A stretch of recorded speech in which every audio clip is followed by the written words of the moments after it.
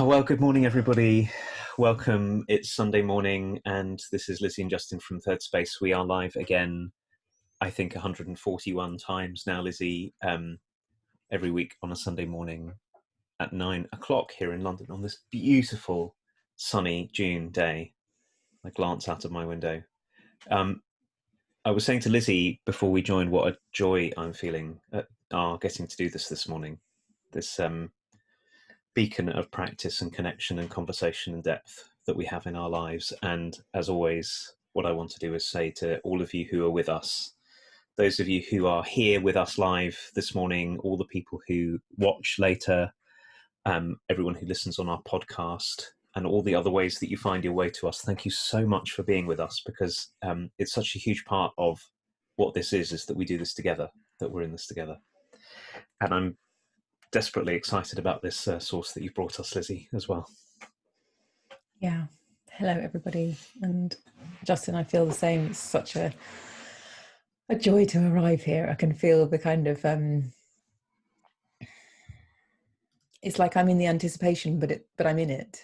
You know, one of those joyful things where for me, the anticipation isn't more than the actual thing. Like the actual thing meets my, meets my desire, meets the feeling in me that I really enjoy being here, and I love the conversation, and it moves me, and I'm just grateful, really, really grateful that we get to do this, and that we have the kind of ability to have conversations that we do, that what gets born is so interesting and so life-giving and so depth-filled, and I'm really glad. So the source today is Just Beyond Yourself, a poem by David Whyte. And where this came from, Justin, is that so Holes and I, my sister Holly and I, do a thing on a Monday night where we gather online, and basically what we do is, you know, we bring a source, we talk quite a lot with each other, and then people have time to share with each other, and then we come back and reflect on what it was like, and something about the source is included in the reflection. And in the checkouts, or the bit where we were reflecting on what it was like to be together, this lovely woman who was on the call said, "Oh, I'm on one of these courses that David Whyte's running, and the theme of the session today was just beyond yourself." And something I'd been saying to her about opening and opening and opening was my feeling of the day, is just to open to everything. She said, I just got this thought that maybe this is just the poem for you, and it was just beyond yourself. So I got gifted this, really, by this lovely woman in our group, and it called to me so deeply at this particular time as well, to see what it is that I can do to be just beyond myself. And I felt like it really met me in my inquiry as to how to let go of what I already think and feel, and go beyond, and not just stay with my own soup that I've made my whole life, but just to keep stepping beyond. So here we go. This is Just Beyond Yourself by David Whyte. Listen just beyond yourself. It's where you need to be. Half a step into self-forgetting, and the rest restored by what you'll meet. There is a road always beckoning. When you see the two sides of it closing together at that far horizon, and deep in the foundations of your own heart at exactly the same time, that's how you know it's the road you have to follow. That's how you know it's where you have to go. That's how you know you have to go. That's how you know. Just beyond yourself. It's where you need to be.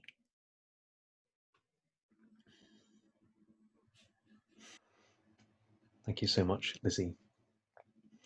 And David, and the person you were talking to, all of whom have brought this our way. So what I'm going to invite us all to do before I read is to just stop doing whatever else it is you might be doing, if you're doing something else, and see if you can find your feet, and see if you can make contact with yourself, because I think that must be the place from which to hear David Whyte's invitation to us.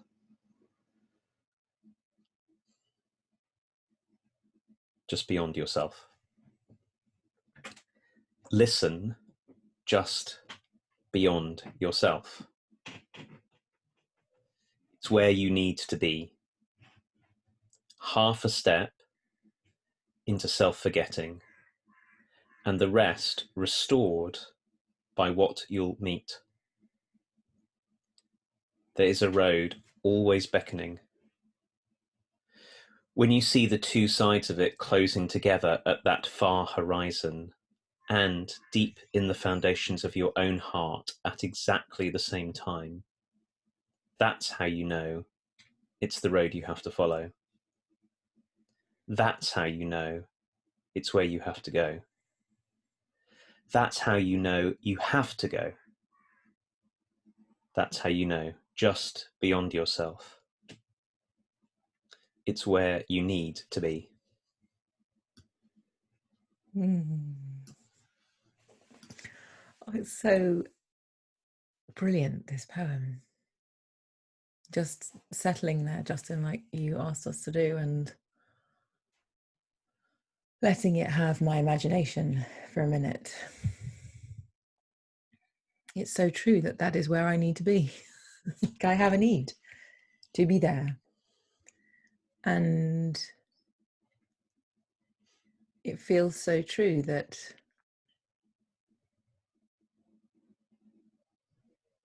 in my self-forgetting and letting go of what I already know in a way allows me to be filled up with whatever there is just beyond myself. Because I let enough go that there was space for something else to fill it. So just trying to wonder about the kind of practicality of this. And so if I let go of a judgment I have on you, and I see if I can go just beyond myself and make contact with you, what might be filled with a space that was held up with judgment, when I see what I can do to drop that and let myself be filled by something in the contact, which is just beyond myself, because the judgment is what I know as my, like, I feel righteous in that, I feel comfortable in that, I feel justified in that. But what if I let that go and made space with something else? And I really think, again, I think I say this a lot, but I think it is one of the privileges of being human, is that we can do this. Like, that's why I think I feel really excited about it, because we have this story about us that we're just, this is how I am or something. But yeah, this is how you are, and there's more. There's otherness too. There's the beyond. And if there's the beyond, the world has a chance to be different, because the world is only made up of hundreds and thousands and millions of the same as this one. So if I can go beyond, it means we can go beyond. And what can get born out of the beyond, where I drop what I already think and know and allow the beyond to teach me something. And you might be my beyond right now. The man on the street might be my beyond right now.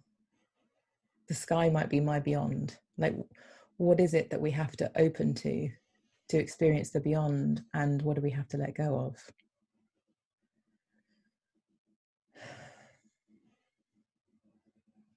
I'm so struck by the way you're framing this as something relational, Lizzie, that you're bringing out of the David Whyte's words, and I'm really with you. It's one of, I think I feel very committed to this. I know I feel very committed to this. It's how I get to do, how we get to do what we do in Thirdspace, that we're committed to this. Is this commitment that to be a human is not to be a fixed something,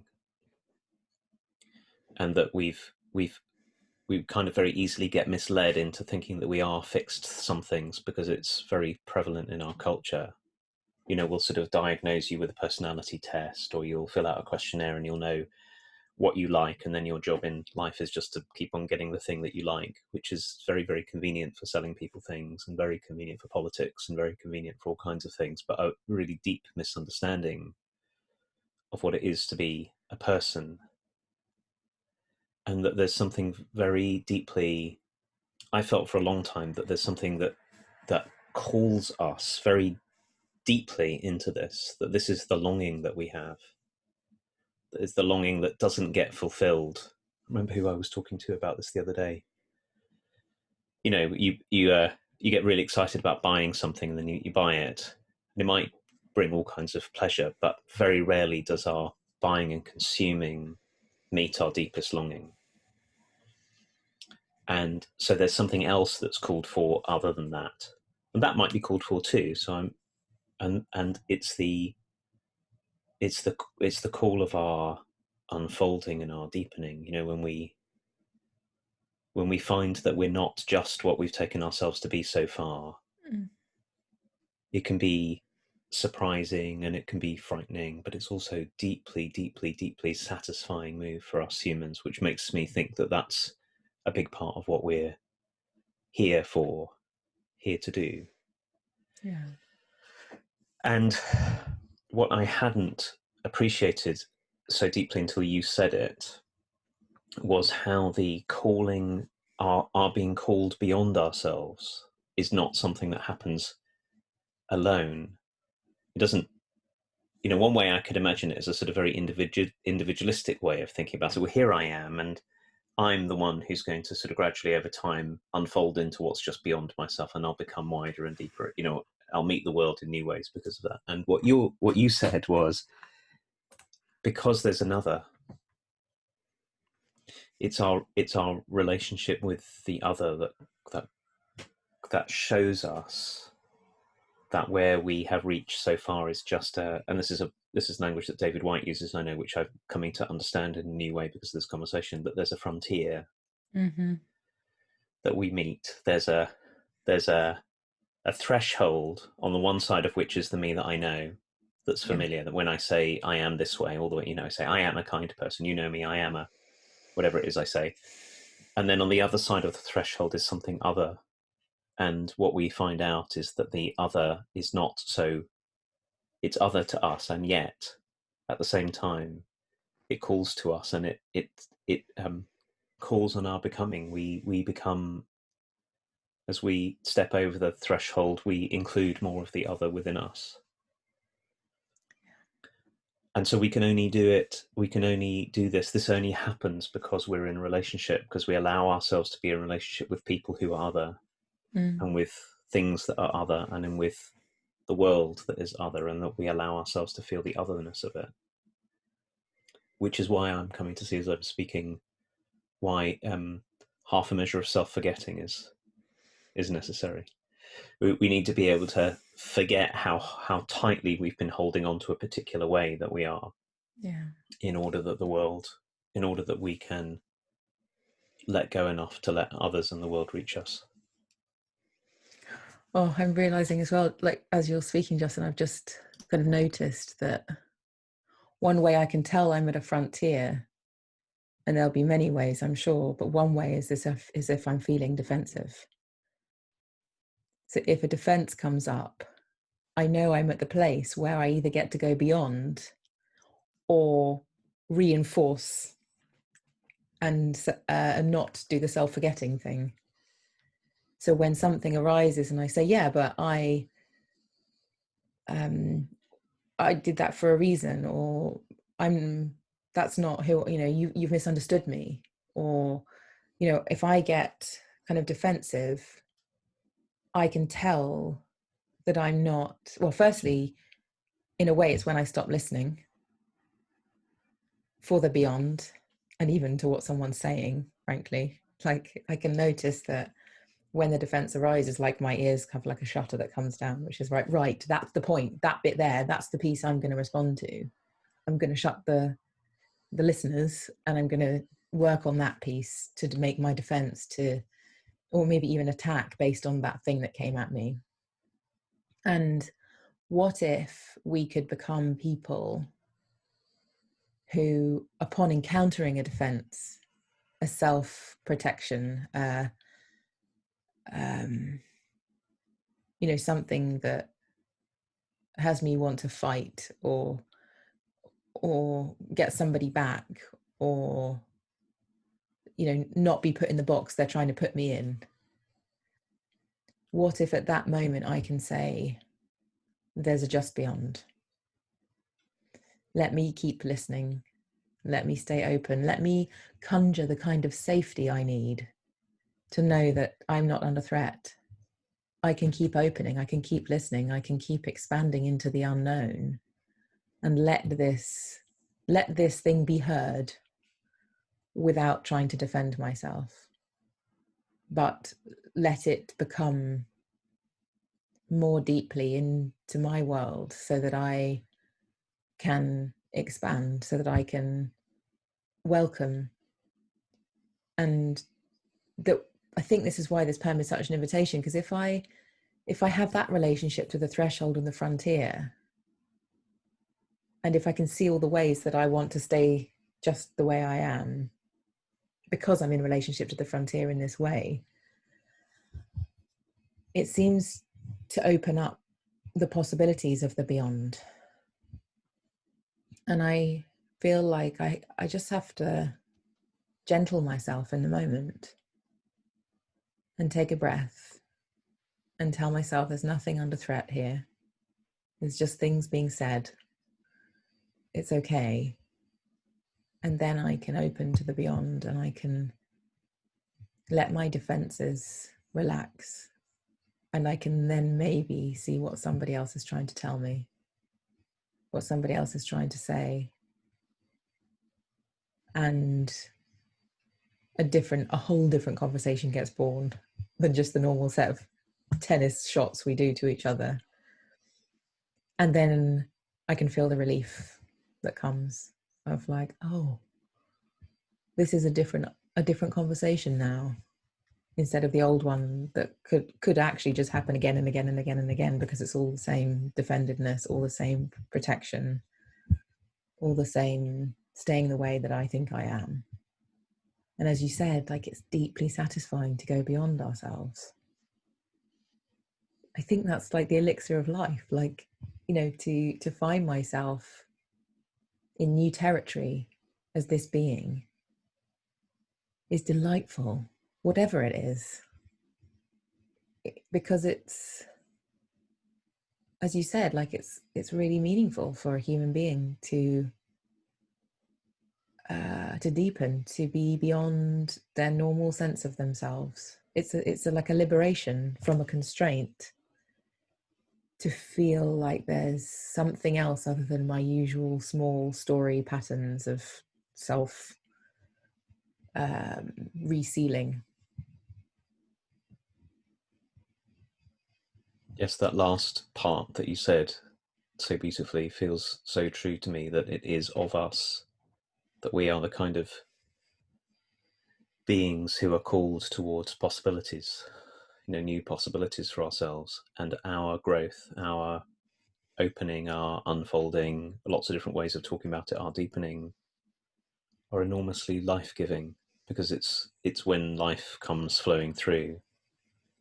And I'm so struck in this conversation how that's different from another way that you might narrate it, like becoming enlightened or reaching nirvana, or all of these stories we have about how everything's going to be, you'll just feel lovely all the time, whereas opening is walking towards this horizon that is not that.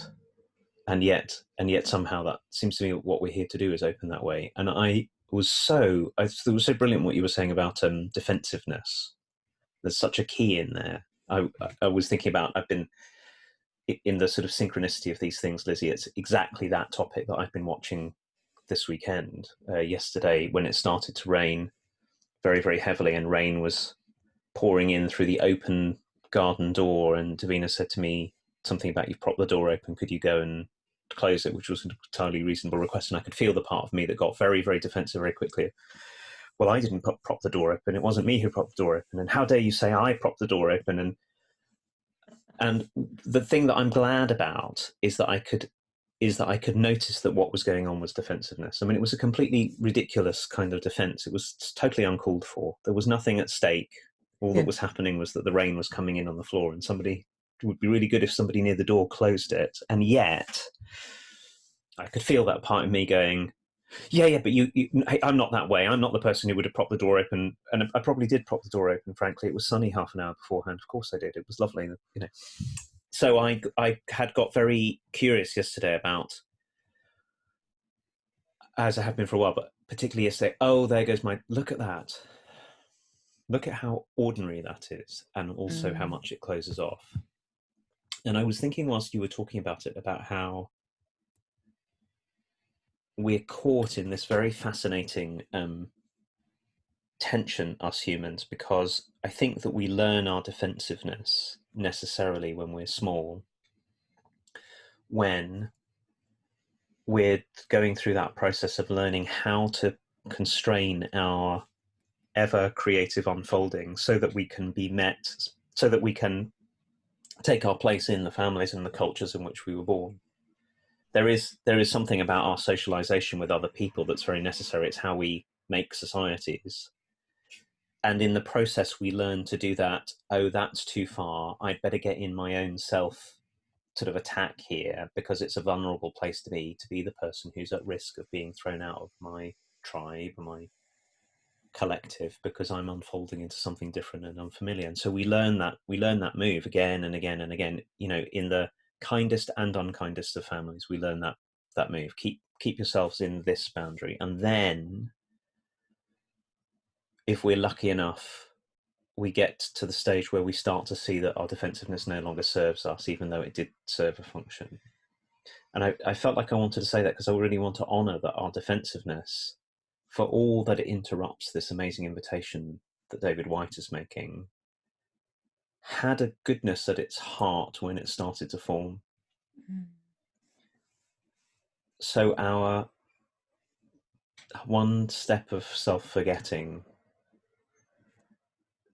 to come at it as kindly as we can, to not come into our unfolding as a kind of self-punishment. There's something terrible about me, and that's why I have to change, because I'm an awful thing. And if I'll change into, is to be really, really, I think you used the word gentle before, to be really gentle with ourselves at the same time as seeing if we can let ourselves forget for a little bit our certainty that we are a particular way and that there's something that we have to fight off all the time. Sort of wanting to honor both sides of that. Yeah, I was just feeling like in the defensiveness, if we don't get to bring something gentle to it, it's like the gentleness has to undo something rather than just keep the energy of defensiveness or something, or the nature of defensiveness is kind of hard. And you know, the nature of a defense is that, you know, it's impenetrable. And to encounter our defense and then bring our consciousness to it, bring our awareness to it, that it might soften, that it might become porous, requires a gentling approach. And I think that's, you know, it feels like the work of like all human beings, as you say, in the gentle undoing of re-emerging as the all. It's like, so I think of it as when we grow up, like you were saying, Justin, that we get born with the full spectrum. Like anyone who's got a baby knows that there's like, or a child knows that there's rage, there's joy, and the time between them is kind of tiny as well. Sometimes there's whining and dissatisfaction and frustration and happiness and like all of the things. And then we get kind of cut to the size and shape of the culture that we're in, what's acceptable, what's not acceptable. And I feel like there's a kind of an arc in our lives where we get to then reclaim the pieces that we'd actually rather have back. Thank you very much. So where my exuberance was like, you're too much, calm the hell down, and I want to re-find my exuberance again, it's probably through some kind of conflict or contrast or defensive something that I might get to access that exuberance again if I'm gentle with myself in my defensiveness.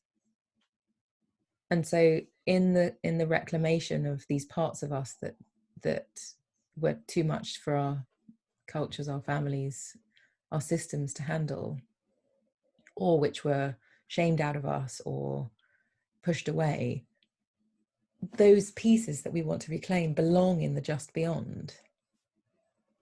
You know, they aren't our familiar selves, and yet they might be deeply satisfying to us to hold back and give birth to again in ourselves. For me to reclaim my exuberance, for me to reclaim my rage, for me to reclaim my simple joy. It has to be somewhere. If it's somewhere, something that I don't feel is what, you know, this is how I am. If it's not part of the definition of this is how I am, and it's to be reclaimed, it resides in the just beyond. So it's like we have to work with that threshold. We have to work with that frontier to really receive the thing that we're really longing for, so that we don't keep shopping and consuming and barking up the wrong tree to try and get this thing that actually has real meaning to us. It's like we're trying to get something, and the something is real, but the place we're looking for it is not the place. And in this invitation, I can feel that I feel really held by this invitation of the just beyond, because it gives me hope that the things I really long for are findable. Because I really do have a lot of evidence that they're not really in the places I've been looking. Yes. Like experiences as I want, or things I want to do, or things I want to have. There's enough evidence now to show me, really. It's like, it's not, you're not going to be satisfied by that thing. What about the just beyond? And maybe that's the source of satisfaction, fulfillment,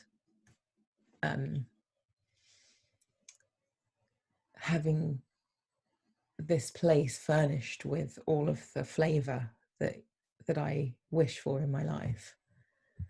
Maybe it's in the just beyond that it can be found, rather than in another pair of cowboy boots or something. There's my cowboy boots in the background there, which have been a source of obsession in my life. And they're beautiful. There's nothing wrong with like my loving my cowboy boots. But I also know that I remember being in the shop in Nashville and feeling like this, like in the films when a vampire wants blood kind of feeling of like, oh, the cowboy boots, that like they're going to be how I arrive. They're going to be how I feel fulfilled in my life. And yes, there is a lot of fulfillment actually in those cowboy boots, but it didn't bring me what I thought it would bring me. And then there's these experiences of being in the just beyond. By the way, Justin, this is one of the pieces of just beyond for me right now. Like when we speak, I think we are listening into the just beyond. And that's what this practice brings us, is a place to have the conversation just beyond ourselves. So they feel like we grow in them and see things anew in them and see what I haven't seen before. And that feels deeply satisfying to me, for the way longer, deeper term than the older cowboy boots, although I have had them for a really long time. So it's such Lizzie, two things that really strike me from what you're saying. First of all, our habit of looking where we've always been looking to find the something that will be fulfilling, and how the limit to that is because there's so much of us that got left out, so much of us, like you said, that had to be excluded, that very often what we're longing for is our own completion, and we think that the cowboy boots will complete us, and the cowboy boots may be lovely. For me, it's guitars. Guitar is a beautiful thing to own, but it doesn't itself complete me unless I can relate to it in this way, unless it's a call to the beyond. But mostly I'm really struck by what you said about this. So I think that our conversation, I agree with you, this whole practice is a practice in opening to the beyond and forgetting ourselves enough that we can be reached by something. and that there are two of us who are doing this, that it's not just one of us turning up and saying whatever it is that comes to mind, that it's relational. So you get to be the call to the beyond for me, and I get to be the call to the beyond for you. And that we choose a source, so that these words are also an other that shows us something that may be just out of view, just to one side or just in front of us, that we're not looking at in this earth. And that's why I think this is what it is. But there's such aliveness in this. It'd be very different to turning up with a source and just sort of agreeing with it somehow. Here's something I already know. Let's talk about what we already know. No, we're discovering, we're allowing that the what's just beyond ourselves to show, and seeing what it's like to encounter it together. And I hadn't, until you said it, and I hadn't thought about that. Yes, what I think. I think that must be why we keep doing this week after week, because it's doing some of exactly what we're talking about here. It's a practice in unfolding. It's a practice in undoing and meeting something else that's showing itself to us. It really is, and I'm so grateful, and really grateful that anyone else is also interested in being in it with us. You know, it's such a